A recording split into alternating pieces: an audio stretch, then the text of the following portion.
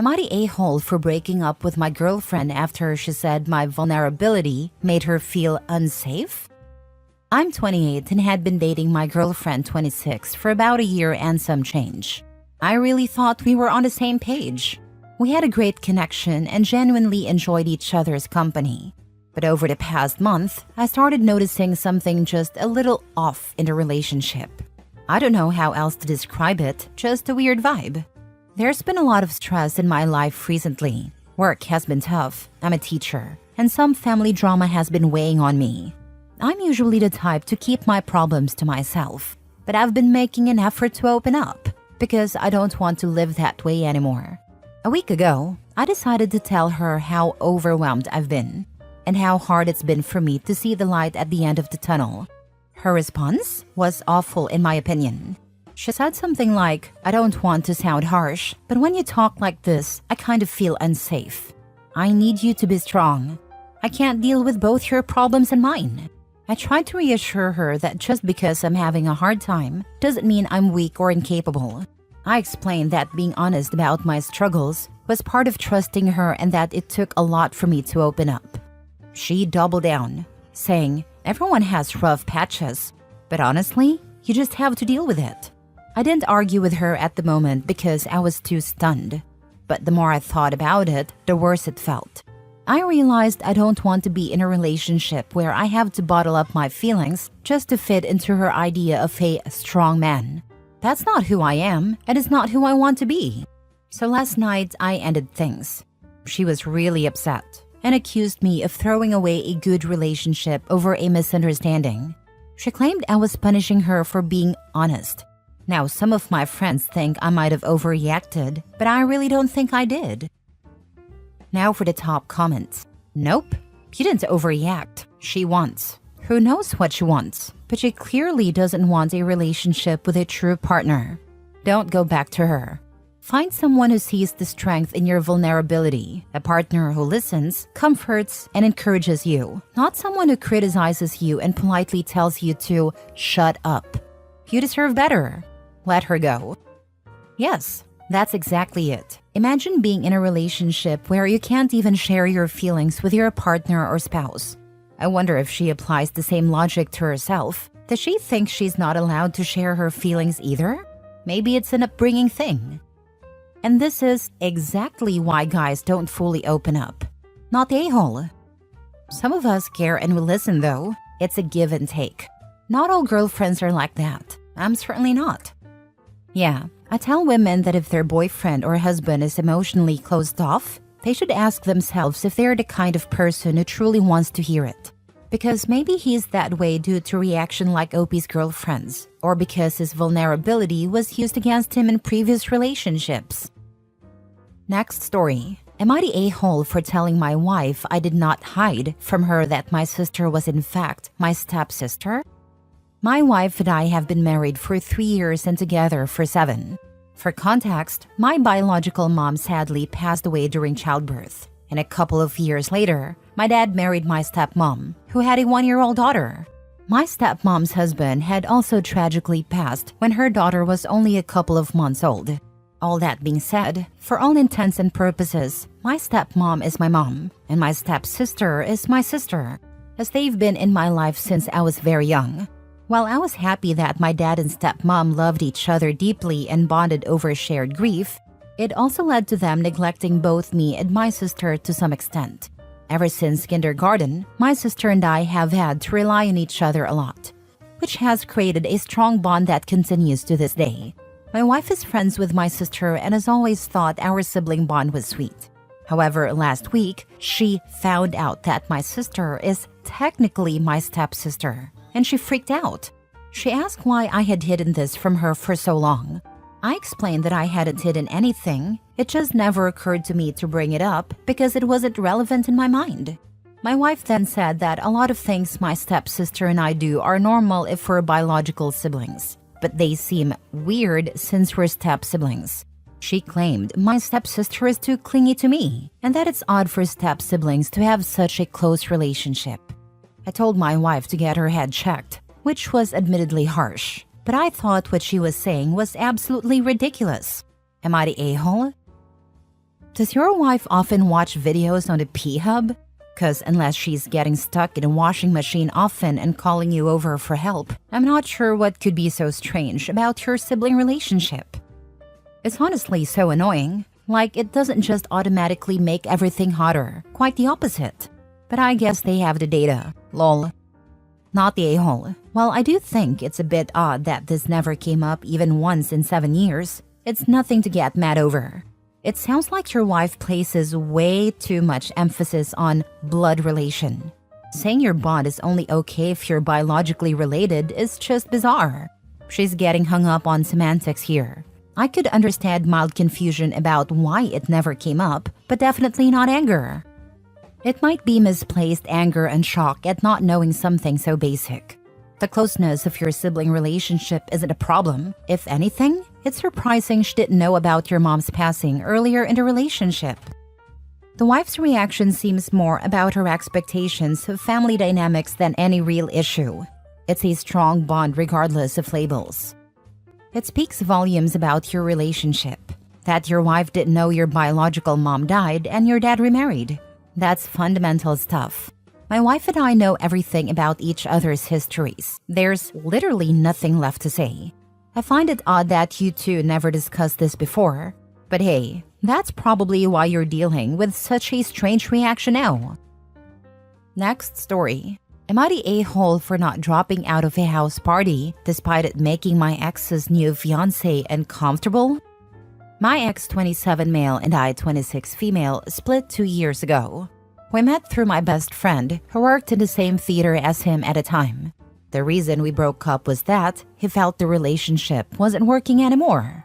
It was pretty amicable. I didn't put up a fight or anything. But I strongly believed there was no reason for us to stay friends. That always causes problems. However, I'm still friendly with his friends and exchange pleasantries if I run into his parents. We live in a pretty close-knit environment.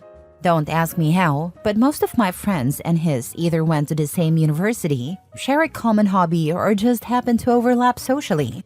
As a result, we see each other once or twice every couple of months. My ex has a fiancé now, and I'm happy for them. I've never met her, and until now, I don't think that mattered. We're all adults, or so I thought. One of his closest friends, Peter, recently bought a house.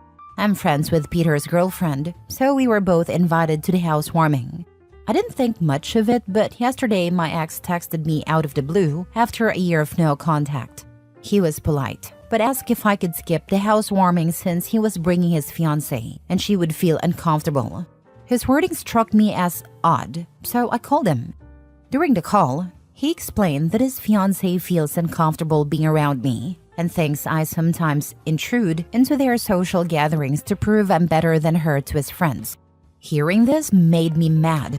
I asked him how exactly I was doing that, since we aren't friends. And I stopped hanging out with the circle after our breakup to avoid making things awkward for him. I pointed out that any mutual friends I've maintained are people I grew close to independently, and their opinions of her have nothing to do with me. My ex explained that 2 of his friends don't like or respect his fiancée and think she's an airhead. This includes Peter. Even his parents share the same view. He suggested that my presence exacerbates this issue. I told him that's not my fault his friends or family hold those opinions, and that it sounds like he's being a spineless boyfriend. I firmly told him Peter and his girlfriend are my friends, and that I would be attending the housewarming. His relationship issues aren't my responsibility. After the call, I blocked him. Later, his fiancée sent me a long text apologizing, but also accusing me of being vindictive. She claimed it shouldn't matter to me whether I skipped the housewarming and asked me to respect her and avoid causing drama. I didn't respond and blocked her as well. My friends are furious with my ex, but I haven't told Peter or his girlfriend about any of this yet. I'm starting to wonder if I could have handled the situation differently. Am I the a-hole? Now for the comments. You were not the a-hole here. You're allowed to go to a friend's party, and it's not your responsibility to manage their insecurities. If I were OP, my responses to ex would be blunt and probably brutal along the lines of, if your fiancé is uncomfortable, it is her responsibility as an adult to remove herself from that situation. Considering first of all that she did not do that, and secondly, Thought it was okay to have you call your ex and demand she nags on an accepted invite? I am beginning to get why your friends do not like her. But I am an a-hole. OP should probably not listen to me. That's far more polite than I would have been. My response would be, not my problem your girlfriend is immature and childish. Her insecurities are your problem, not mine, and I don't care. See ya. Not the a-hole, but you should tell Peter and his girlfriend. Your ex and his fiancé are pricks. It is not your job to manage their emotions or insecurities. If she's uncomfortable, then she should stay home. I agree. Peter should be told before the ex has a chance to spin this and make OP the bad guy. Peter is one of those people who doesn't like her. Our circle is mainly filled with people who mix within a certain type of bookish thinking. Plus, Peter and another of my ex's friends think she is anti-intellectual. Most of my ex's friends are like that, theater people or really pretentious a-holes. Peter doesn't like her more because he thinks my ex was stupid to break up with me and couldn't handle it if I was doing better than him. Their friendship is already on thin ice, and I don't want to be the reason it breaks. You won't be the reason. The ex and girlfriend will be the reason. Next story. Am I the a-hole for refusing to let my girlfriend drive my car because she's totaled 2 cars before? I, 24 male, recently bought my first nice car, a 2019 Mazda 3. It's not a luxury car, but I worked my butt for it. I saved for years, drove beaters while working 2 jobs, and finally getting this car felt like a reward for all my hard work. I take care of it meticulously. I wash it every weekend, never let the gas tank get below half, and park far away from everyone else in the parking lots like a total dork. Here's the issue. My girlfriend Emily, 24 female, wants to drive it. I love Emily, but she is the single worst driver I've ever met. And I'm not exaggerating. 1, she's totaled 2 cars in the past 2 years. The first was because she misjudged the distance while merging on the highway. The second, she reversed into a light pole in an empty parking lot. 2, she tailgates like crazy. I've had to tell her multiple times to back off from the car in front of us when I'm in the passenger seat because it feels like we're going to crash.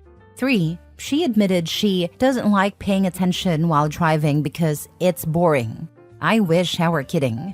I let her drive my old car once, a 15-year-old Civic I wasn't too attached to, and she managed to scrape it pulling into a gas station. After that, I said I'd never let her drive my car again, and we both kind of laughed it off. Now that I have this car, she keeps asking to drive it. At first it was playful, stuff like, let me take it for a spin. And I just said no with a laugh. But recently she's been getting more annoyed. She says things like, you act like I'm going to crash it or something. And, well, yeah. The other day, while driving to dinner, me driving obviously, she brought it up again. She said it's weird that I won't let my own girlfriend drive my car, and it makes her feel like I don't trust her. I told her straight up, it's not that I don't trust you, it's that I've seen you drive, and I can't afford to have this car wrecked. She got quiet and didn't say much for the rest of the night. Later, she told me I embarrassed her and made her feel incompetent. I said I wasn't trying to embarrass her, but she has totaled 2 cars. She said I should get over it because accidents happen and that I'm being controlling. Now, she's retaliating by not letting me use her PC, claiming I might break it even though I've never done anything to warrant that. I honestly think it's childish. Am I the a-hole? My sister has been in 7 car collisions. None her fault, not even when she destroyed our mom's garage. It jumped out at her. Some people really don't understand driving. Like your girlfriend, some people will contrive any reason not to be at fault. Consider whether she does this in other areas of her life. Is she ever at fault for anything that goes wrong? Is she capable of admitting responsibility in any context? And of course, not the a-hole. I would never entrust anyone I cared about to be driven by this person. I find it hard to believe that someone who says they find paying attention while driving boring isn't awful in other ways. But you do you, OP, I guess. The thought of someone driving a 2-ton missile and not paying attention because it's boring is terrifying. Not the a-hole. Not only is she a bad driver, but she refuses to take any responsibility. Both of her major accidents were entirely her fault, but you should get over it. You'd be crazy to let her drive. Given her retaliation with her PC, you also need to evaluate whether you'd be crazy to stick with her. Yeah, I'd question staying in a relationship with someone who doesn't like paying attention while driving and has crashed multiple times. She doesn't respect her own life and certainly doesn't respect anyone else's. She's a risk to herself and others, and that should be a major turnoff. Last story. Am I the a-hole for refusing to share my homemade meals with my roommate's boyfriend? I, 25 female, have a roommate, Sarah, 26 female, who recently started dating this guy, Tom, 28 male. I cook most of my meals from scratch because I enjoy it, and it's cheaper and healthier for me.